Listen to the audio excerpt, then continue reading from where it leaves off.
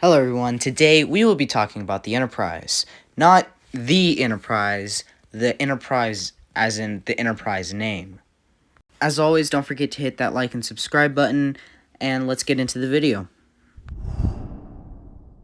The name Enterprise comes from a long line of ships, specifically 9 ships, that would carry the name Enterprise.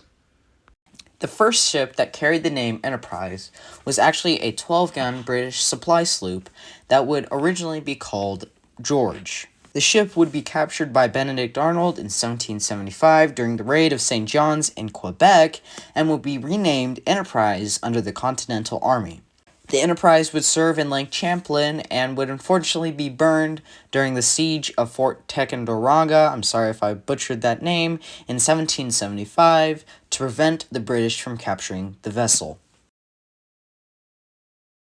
The second ship that would carry the name Enterprise was originally a 8-gun schooner that was originally a privateer that would be bought by the Continental Navy in 1776.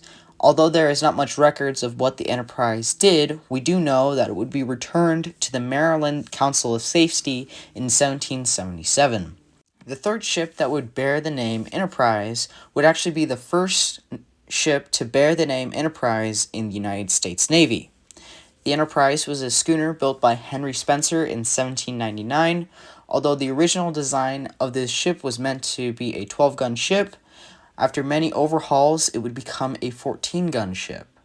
It would first see combat during the First Barbary Wars and would stay and patrol the Mediterranean until July 9th, 1823, where it would be stranded and broken up on a reef in the West Indies. The fourth ship to bear the name USS Enterprise would be a 197 schooner completed on October 26, 1831.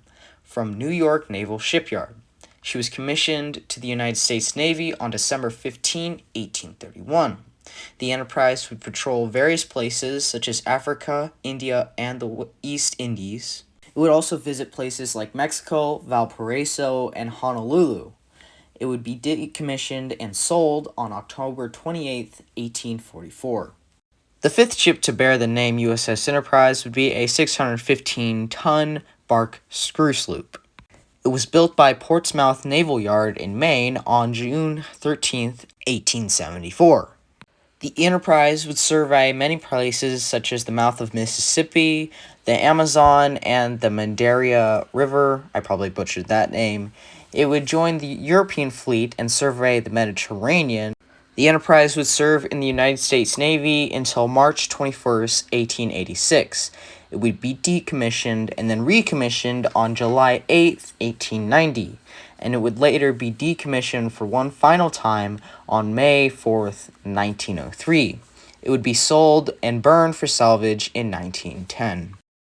The sixth ship to bear the name Enterprise was a patrol ship called SP-790. It was a privately owned motorboat owned by Elise C. Stewart. It would be purchased and renamed by the United States Navy and would participate in World War I. The seventh ship to carry the name Enterprise is CV-6. The USS Enterprise was a Yorktown-class carrier that participated in World War II. It saw combat in the Pacific Theater where it watched the launch of B-25 Mitchells off the USS Hornet. These B-25 Mitchells were part of the Doolittle Raid, which was the first American bombing run on Japan. It soon after participated in the Battle of Midway, which was a crucial battle in winning the war in the Pacific. The Enterprise would be one of the 3 carriers to defend the United States-held Midway. Without the win in Midway, World War II would have a very different outcome. Later, it would serve in the Battle of Solomon Islands and the Battle of Santa Cruz Islands. It would also participate in the Guadalcanal Campaign, the Battle of the Philippine Seas, and the Battle of Leyte Gulf, where the USS Enterprise would earn 20 battle stars. The USS Enterprise would be the most decorated ship in World War II. She would later be decommissioned on February 17, 1947, and would unfortunately be sold and scrapped for parts. The eighth ship to carry the revered name of Enterprise was CVN-65. It would be the first nuclear-powered aircraft carrier in the United States Navy, and the world.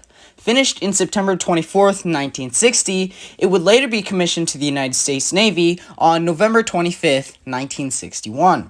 In 1960, she would conduct nuclear strike tests off the East Coast. In 1962, she would be part of the fleet buildup as a response to the growing threat in Cuba during the Cuban Missile Crisis. She would then later serve in the Vietnam War, where she would lead strikes against the Viet Cong. It was here on January 14, 1969, a Zuni rocket from an American F-4 Phantom would ignite, causing a chain reaction that would claim the lives of 27 sailors and injure an additional 314 sailors. The fire would also consume 15 aircrafts, forcing the Enterprise to go to Pearl Harbor and repair. By March 1st, 1969, she would finally be repaired and continue her active duty. On April 14, 1969, a EC-121 would be shot down by a North Korean aircraft over the Sea of Japan. This would claim the lives of all 31 crew members. The United States responded with Task Force 71, which consisted of the Enterprise, Ticonderoga, I butchered that name,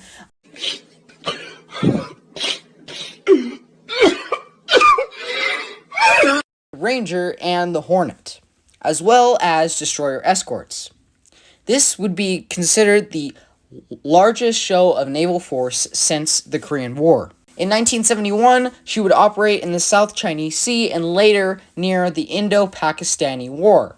In 1972, she would participate in Operation Linebacker. After the Vietnam War, the Enterprise would receive the new F-14s. Later in 1975, the Enterprise would participate in Operation Frequent Wind. This would be the first combat deployment of the F-14 squadrons. From 1976 to 1979, the USS Enterprise would participate in humanitarian missions.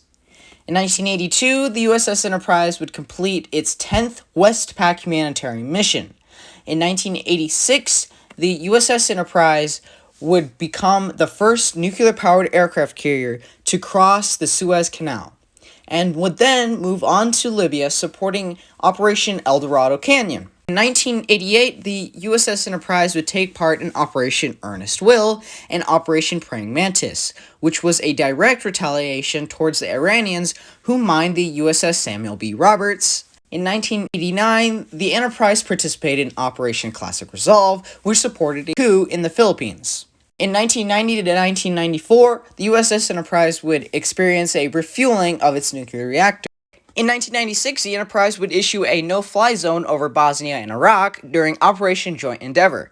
Later in 1998, the Enterprise would lead Operation Desert Fox, which would drop 690,000 pounds of ordnance on Iraq. The Enterprise would be en route to the United States after its 17th deployment when the attack on 9/11 happened. The Enterprise would turn around and would support Operation Enduring Freedom in Afghanistan. Later in 2003 to 2007, the USS Enterprise would support during Operation Iraqi Freedom. In 2008, the Enterprise would go in for refurbishments and be finished in 2010. It would continue its service in the Persian Gulf and be responsible for the capture of 75 Somalian pirates. It would complete its final war patrol supporting Operation Enduring Freedom in 2012. After over 50-plus years of service, the USS Enterprise would be decommissioned on November 4th, 2012, and would later be sold on December 1st. Since this is a nuclear carrier, dismantling the carrier is a lengthy and expensive endeavor. It is expected to be finally dismantled by 2030, with a cost over $1 billion. Last but certainly not least is CVN-80, which is a Gerald Ford-class aircraft carrier. It is currently under construction and is planned to set sail in September 2029. It is planned to incorporate 4 portholes from our World War II predecessor, CV-6. That's going to be it for today. Thank you guys for watching this video. Don't forget to hit that like and subscribe button. As always, I'll see you in the next one. Ticonderoga.